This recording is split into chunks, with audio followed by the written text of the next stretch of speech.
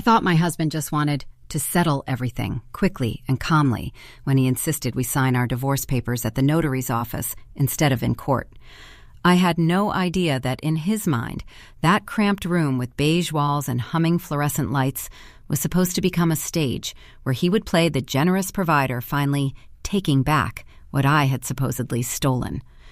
I sat there with my palms resting on the cold edge of the table, listening to the rustle of documents and the scratch of the notary's pen, believing we were simply closing a painful chapter, while he was waiting for his cue to jump up, point at me, and shout, "Give back the bracelet and the watch," like I was some thief caught red-handed.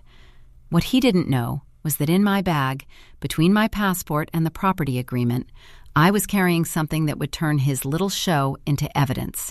And when I handed it to him, it wasn't a velvet box, but an envelope full of his own IOUs and pawnshop papers.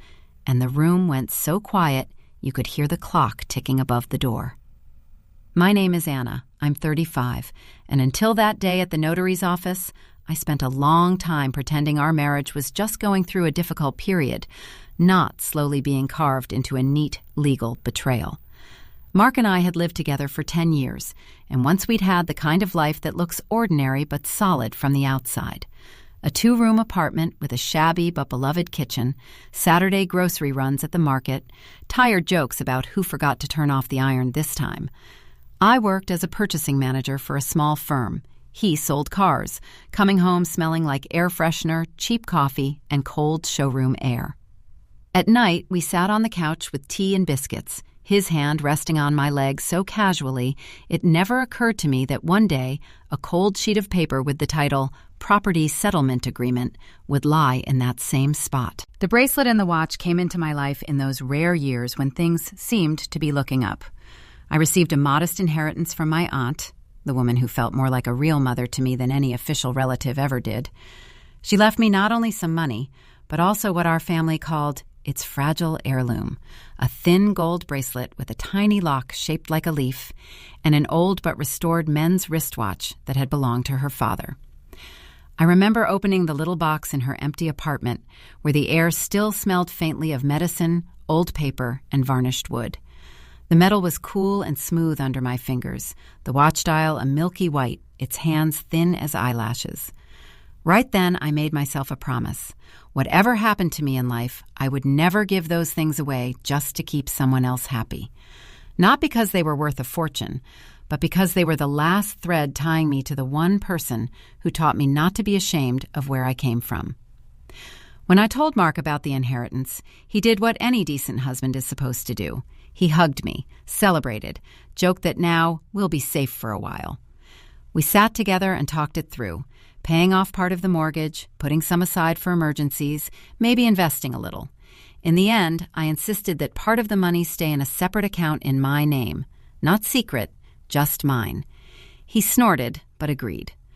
Back then, it felt like healthy financial caution, not the first line of a trench. Slowly, our life shifted. Mark started coming home later and later, smelling not only of car interiors, but also of someone else's perfume, cigarette smoke, and expensive whiskey. He explained that clients expected dinners, drinks, relationship building, that if you want to make serious money, you have to know how to flatter the people above you. His salary grew, but so did his appetite. New watch, new phone, a jacket like the boss's. I watched him admire himself in the hallway mirror, straightening his collar, wearing the face of a man who deserves more. I worked too, dragged my share of the load, did the planning and calculating so our budget wouldn't collapse. But in his mouth, my contribution turned into your little pennies. I brushed it off, telling myself it was just bruised male ego, until the day I found the ripped envelope from a pawn shop in our trash. The smell of bleach stung my nose as I dug into the crumpled garbage, pulling out torn bits of paper with the pawn shop logo. My fingers were damp, and each time I smoothed a scrap, a thin, icy line slid through me. His name, the assessed value, a tiny description. Gold bracelet, gold wristwatch, men's. My inheritance, or rather, its price tag. My heart started pounding so hard there was a loud buzz in my ears. My knees went weak, and I leaned on the edge of the sink, feeling the cold metal under my palm and the roughness of the old tiles against my fingertips. No, I whispered to myself. No, he wouldn't. But ink on paper doesn't care what you believe. Everything after that moved like a slow-motion film. I waited for him to come home, heard the lock click, his heavy steps down the hallway. The entryway smelled of his cologne and wet street air. I walked out to meet him with the torn slips weighed down in my hand. "What's this?" I asked, holding them out. He barely glanced at them, and I saw that familiar flicker in his eyes, the one I'd seen on other people's faces when I caught them lying, a quick flash of fear, immediately smothered by anger. "You're going through the trash now?" he scoffed. "That's not normal, Anna. Maybe you really need a psychiatrist." "These are Aunt's bracelet and watch," I said. My voice shook, but I kept it steady. "Are they in a pawn shop?" He rolled his eyes like I was asking about something trivial. "I just took them in to be appraised," he said. "Times are tough. Who knows? We might need the money. You should be grateful I'm thinking about our safety." "Not our safety," I answered quietly. "Yours." The fight that followed was long and filthy, full of the usual phrases. "You don't understand anything. I'm the man in this family. Everything is in your name, but who invested? I did." That was the first time I opened that supposedly not secret account and moved all the inheritance there, leaving only minimal amounts in our joint account. I went to the pawn shop myself and took the bracelet and watch back, under the downcast gaze of the clerk and a note on the contract saying that I refused to complete the pledge. He hadn't had time to finish the deal. From that moment on, the bracelet and watch stopped being just sentimental objects. They became a marker. As long as they were with me, I was still mine. He felt it too, and from that moment, he started to hate them. The divorce was a matter of time. It arrived in the usual filthy way. I read his messages with a younger salesgirl from a neighboring department, full of emojis, hearts, and condescending lines about old relationships that died a long time ago. Instead of an honest talk, there was more shouting. "You snooped in my phone. Everything would be simple if you just..." followed by a familiar string of words I stopped filing in my memory after his first affair. We ended up at the notary because Mark wanted to look like we were handling everything smartly, like adults. In reality, he wanted to make his life easier, to lock in the car and the savings for himself with one neat set of signatures, and if possible, carve off a piece of my apartment, which technically I'd inherited, but in his head had been our property for years, and therefore his too. The notary's office was on the ground floor of an old building with high ceilings and peeling plaster in the stairwell. Inside, it was tidy, linoleum floors, the smell of coffee and paper, a bulletin board with sample powers of attorney and applications. We sat on opposite sides of the table, me in my dark coat, knees pressed together, him in a new parka, half unzipped, so his suit and his newest watch were clearly visible, the ones he bought after his attempt to pawn my heirlooms. The notary, a woman in her 50s with neatly combed hair and sharp, watchful eyes, read the agreement out loud, tapping her fingernail along the lines. "So," she intoned, "the parties confirm that they have no mutual property claims except for those listed in the following clauses." I listened to the words the way you listen to a distant train. Everything had been coordinated with my lawyer, every clause double-checked. We had fought long and hard to keep the apartment fully in my name, and in the end, he had to give way. His attempts to latch onto the inheritance had been too blatant. The documents lay in a neat stack. The paper felt slightly rough under my fingertips. The pen they'd given me was heavy and cold. He had kept himself relatively contained up to that point. He smirked, rolled his eyes at some formulations, flared up once or twice, but cooled quickly. Maybe because of the notary's presence, maybe because he understood every outburst was being noted. He had already signed several pages when his gaze suddenly landed on my wrist. I had shoved my sleeve back without thinking, and the gold bracelet had flashed for a split second in the fluorescent light. The watch was in my bag. I rarely wore it anymore after the pawn shop incident, but the bracelet I still put on out of habit, like a thin ring reminding me my life didn't start with this marriage and certainly wouldn't end with it. Something clicked in him. I saw the muscles in his neck tighten, his eyes narrow, his nostrils flared, like someone who's just caught the scent of blood. "Stop," he said suddenly, pushing the last sheet away. His voice grew louder, sharper. "Wait." The notary looked up. "Yes?" she asked crisply. He had already turned toward me. The smell of coffee and paper in the room seemed to mingle with something else, something sour, raw, almost animal. When he shouted, his voice hit the walls so hard that somewhere in the next room a chair scraped abruptly.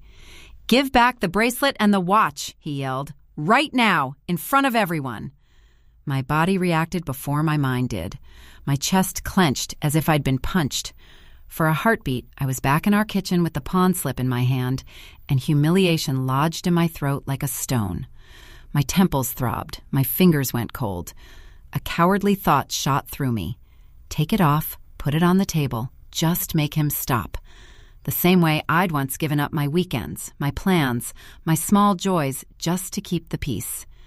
But then another image surfaced, layered over that one.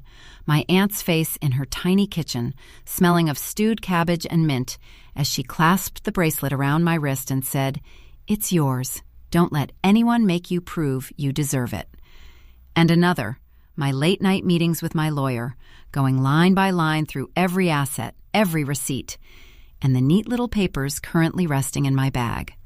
The notary blinked, cutting her gaze from him to me. "I don't see any clause regarding jewelry in your agreement," she said evenly.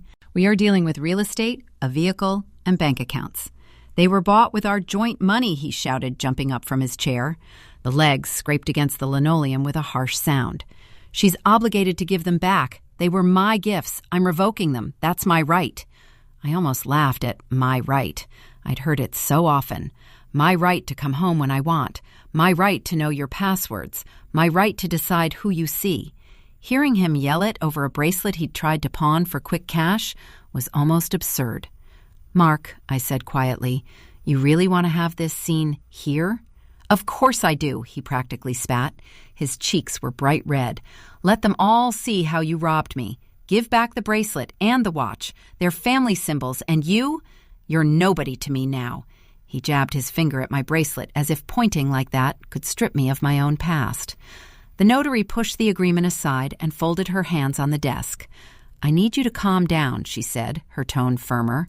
"This is an official institution. If you wish to assert additional claims, you must do so through the proper legal channels. Also, as far as I recall from the documents you provided, the bracelet and watch are inherited property." "That's what she said," he cut in. "Just her word. Nobody's seen any documents. She made it up. Let her prove it now. Here. If she has any conscience, she'll give them back." Hearing the word conscience from him was so grotesque that someone in the hallway coughed nervously. I felt something cold and steady rising inside me. Where his shouting used to shrink me down to the size of a button, now it pushed me toward a switch I'd been hovering over for months, too afraid to flip it. I exhaled slowly. "Fine," I said. My voice sounded like someone else's, level, clear, like glass. "You want me to give something back in front of everyone? Let's do that." I reached for my bag. It was what Mark had once called just a little note for myself, a handwritten IOU from 2 years earlier, in which he acknowledged receiving a certain sum of money from me, from Anna's personal funds obtained through inheritance. The amount was the same he later spent on building the business. At the bottom was his messy but unmistakable signature. The second page was a photocopy of the pawnshop contract, stating clearly that the man with his passport details had pledged wife's family heirloom, gold bracelet and wristwatch. His signature again. The contract also included a clerk's note. Client refused to complete pledge, items returned to wife. The third was a printout of a bank statement. Right after I received my inheritance, it showed me transferring money to his personal account with the note, "Loan for business." And 6 months later, it showed almost the entire sum being withdrawn at an ATM in a casino where he was just taking clients. I laid each document down carefully, one after the other, like cards in a neat row. "And now the best part," I said quietly, pulling out a fourth sheet, a draft my lawyer had prepared. It stated that if he continued trying to treat my inherited property as marital or tried to contest its status, I reserved the right to file suit to recover misused funds and seek moral damages, attaching those IOUs and pawnshop papers as exhibits. For a moment, the room was absolutely silent. Somewhere in the corridor, a door handle clicked, and spoons clinked against porcelain, the secretary setting out tea. Mark's face went from white to blotchy red. He reached for the papers, but the notary calmly laid her hand on them. "You did sign these yourself?" she asked, her voice suddenly cool. He swallowed. "She forged them." "That's easy enough to verify," I replied. "Signatures, dates, ID references. The pawnshop keeps copies. The bank provides statements on request. And for the record, I have the originals at home. I only brought copies. I didn't want the real ones getting dirty." I held his gaze and watched that flicker again, the raw, panicked, "I've been caught." There was no rage in me now, just a strange clinical calm, like a surgeon finally opening an abscess and finally seeing exactly what's rotting. "You understand," the notary said, now looking at him not as a client but as a problem waiting to happen, "that these documents can and will be used in court if you persist in claiming items that, on paper, are inherited and have even been used by you as collateral?" He clenched his fists. "She's provoking me," he shouted. "She set this up. What do a few papers matter if the bracelet is on her hand? It's a gift. I want her to take it off." And that was when something in me clicked back. I slowly raised my hand and undid the clasp. The tiny, leaf-shaped lock released with a soft snick. The gold slipped down my wrist, cool and fluid, into my palm. He stared at it like a starving man staring at bread. "You really want to take it?" I asked calmly. "Yes," he breathed, stepping forward before checking himself under the notary's glare. I closed my fingers for a second, feeling the bracelet press lightly into my skin, the fine links pressing delicate marks into my palm. "Do you honestly think this is all I have?" I asked quietly. "That if you strip this off me in public, I become what you want me to be? Empty?" He said nothing, just breathed heavily. "You know what's funniest?" I said, a little louder now, enough for the notary to hear. "You tried to sell this bracelet for pennies. Back then, it wasn't a family symbol to you. It was just a quick way to plug a hole you'd punched in our finances." I turned to the notary. "As for gifts," I went on, "the Civil Code has a lovely provision. Gifts received by one spouse from third parties, especially through inheritance, are not considered marital property. I've printed the article if you'd like to see."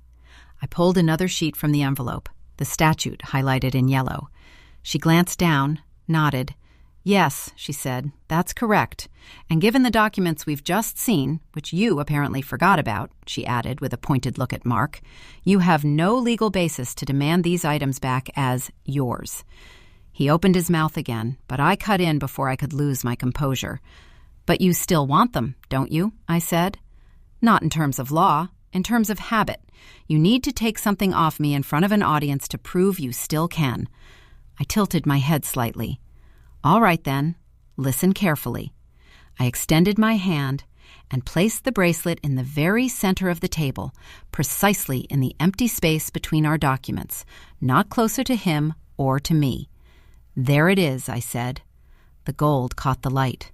"A symbol of how you treated me and everything I inherited from people who actually loved me. You can pick it up, right now, in front of the notary and witnesses. Put it in your pocket and walk out with it.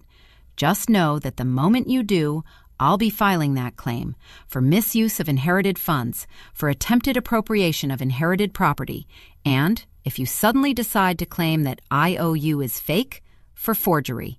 There is more than enough here to ensure you spend quite a lot of time explaining yourself, not only to a divorce judge, but in another office where the people in suits are far less interested in who married whom." I leaned back slightly. "So," I said, "go ahead, take it." He stared at the bracelet like it was a grenade with the pin halfway out. His jaw worked, Adam's apple bobbing. His fingers trembled, from rage, fear, or the dawning realization of exactly how expensive this little piece of jewelry might become for him. "Anna," he started, his voice rasping. Or, I added softly, you can leave that bracelet exactly where it belongs, with the person whose name is on the inheritance papers, and we can all move on. He snapped his head away, fists clenching. Keep it, he snarled at last. I'm not getting my hands dirty with your tricks. Coming from him, getting my hands dirty was almost dark comedy. I couldn't help the hoarse little laugh that escaped my throat. Of course, I said. Much easier to get them dirty with other people's money and trust when no one is looking. I picked up the bracelet and calmly fastened it back around my wrist. The clasp clicked shut with a sound that felt like a period at the end of a sentence. Then I took the watch out of my bag and set it beside the documents, closer to me, not to him. And here's the watch, I said. The watch of the man who raised me. It shows the same time no matter what you do. This is the time, I added quietly, when I finally stopped being your walking wallet and background noise. Try to remember it. The notary cleared her throat, nudging us back into procedure. Now, she said briskly, returning to the agreement, I will record that no further property claims are being made within the scope of this document. If you wish to pursue additional claims, you will need to file separately in court, where, as I've already mentioned, you may be asked to submit these very documents we have just seen. He collapsed back into his chair like someone had pulled the spine out of him. His face had gone gray. He grabbed the pen and signed the last page with an angry, jagged scrawl. I signed as well, my hand steady. When we stepped out of the office, the air felt unexpectedly fresh, even though it smelled of exhaust and wet asphalt. The winter wind slapped my face with cold, and I became acutely aware of the weight of the bracelet on my wrist and the watch in my bag. Not as an anchor dragging me down, but as an anchor holding me firmly in my own place. On the stairs, Mark stopped and turned. You think you won today, he hissed. All you did was make me look like an idiot. I met his eyes calmly. No, Mark, I said. You managed that all by yourself. I just stopped hiding it. He snorted something about how I'd regret this and strode off, heels clicking sharply on the damp concrete. I watched him go and realized that if that sound had once meant he's home, now it was just a stranger is leaving. In a few months, when the dust settles, he'll probably tell everyone that his gold-digging ex took him to the cleaners, stole his apartment and his family heirlooms. Some people will believe him. Men like him are good at collecting sympathy. But I won't just have a bracelet and a watch. I'll have that envelope of IOUs, statements, and pawn contracts, the notary's record with both our signatures, and the memory of the day I stopped hiding my hand with my inheritance and instead laid his actual debts out on the table. My aunt once told me that the bracelet and the watch were symbols, that even the smallest girl from the most invisible family can have something of her own, untouchable. At that notary's office, I finally understood that something of my own isn't the gold or the mechanisms. It's the ability when someone screams, "Give it back," in your face, to calmly open your bag and pull out proof instead of apologies. And the most valuable thing I refused to give up in that room wasn't a bracelet or a watch or even an apartment. It was my right to stop seeing myself as indebted to a man who lived off me for years and swore it was the other way around.